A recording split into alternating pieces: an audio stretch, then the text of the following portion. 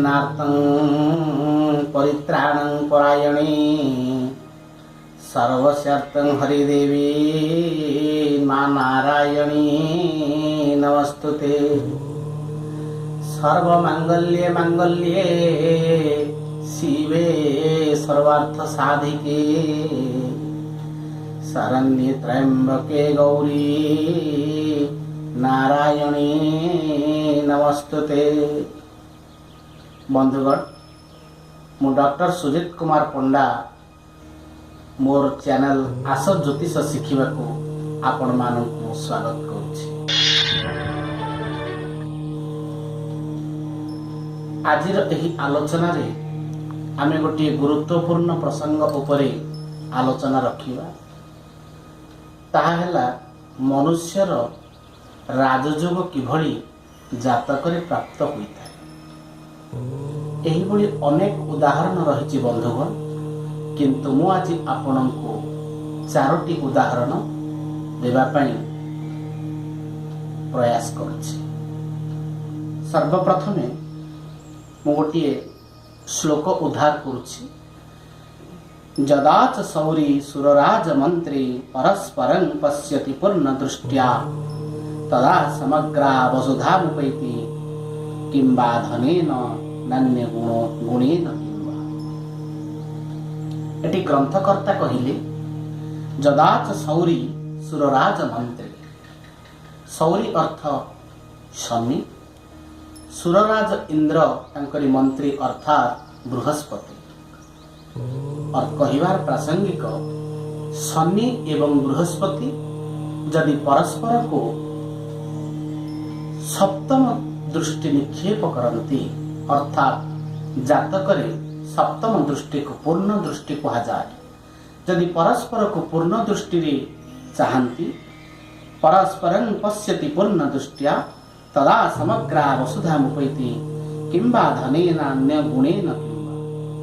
एही भली जातकरे जोग जहार रही थाए अर्थात बृहस्पति जेउठी ताहांती तार सप्तम रे यदि शनि रही थांती किंबा शनि जेउठी थांती तार सप्तम रे बृहस्पति रही थांती तेबे पूर्ण दृष्टि परस्पर प्रति जेतेबेले दृष्टि विनिमय राजयोगटीए सृष्टि हुए।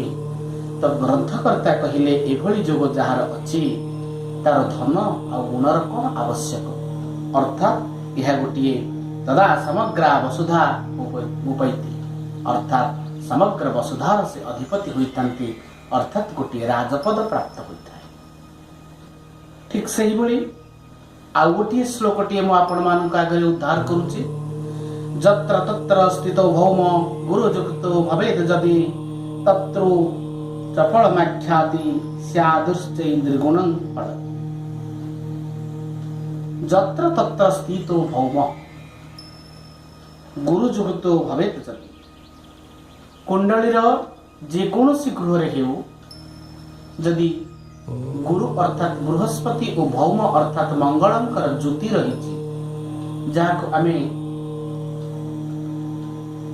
गुरु भौम जोग बोली मध्य कहि थाउ। एही भली जोगजात व्यक्ति ये मध्य एक राजयोगर परिचय सृष्टि करिथांती एवं धन संपत्ति यश सम्मान सब किछि प्राप्त होइथाय। विशेषतः एही जोगजात व्यक्ति सेना अधिकारी पद पदवी अभिषिक्त होइथांती किंबा बैंक कर्मचारी रूपे मध्य नियुक्ति पाइथांती नचेत धातु व्यवसाय एही भली जेकोसी क्षेत्र रे कर्म क्षेत्र रे सेमाने सफलता शीर्ष रे पहुंच परिथांती। ये मध्य अन्यतम राजयोगटी। आ गोटी राजयोगर उदाहरण मु आपनकु देबी। दशम भवन नाथ केन्द्र कोणे धने वा बलवती जदि जात क्षेत्र सिंहासने वा सभवती नरनाथो विश्वविख्यात कीर्ति मदगणित कपड़ैः सद्गजैः सेव्यमान।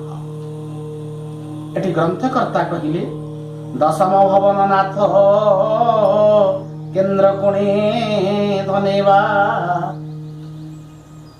बलवती जदि जात क्षेत्र सिंहासने वा।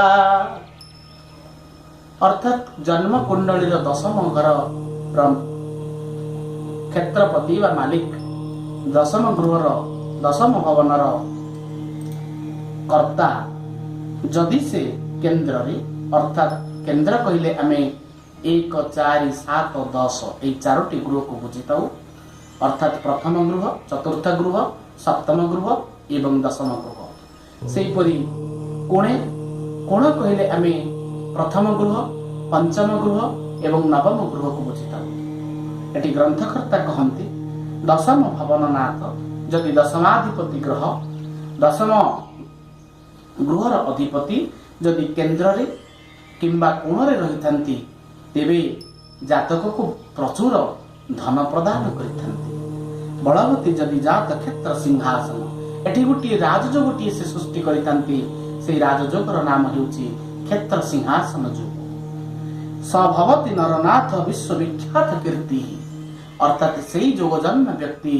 विश्वविख्यात कीर्ति अर्थात समग्र पुरपल्ली टू आरंभ करी दिल्ली पर्यंत सबुठी से प्रिय परिचित हो पारिथांती सभवती नरनाथ अर्थात से राजपद प्राप्त होइथांती कर्म क्षेत्र रे नियुक्ति पाइथांती उभय कर्म ओ धनागम मध्य घटिताए एवं मदगणित कपाले सद्गजे सभ्यमान अर्थात पागल हाथी मध्य आसी तांकरी निकट रे मथानत करी अवदमित होइथाए कहिबार प्रासंगिक जो माने दुष्टनष्ट व्यक्ति माने मध्य एई व्यक्तिंकर वचन को सादरे ग्रहण करिथांती मथापति ग्रहण करिथांती तो बंधुगण आज एई तीनोटी राजयोगर कथा मु आपण मानक निकट रे रखिछि आगामी अध्याय रे आमे अन्यान्य प्रसंग मध्य आलोचना करिबा रहुछि नमस्कार।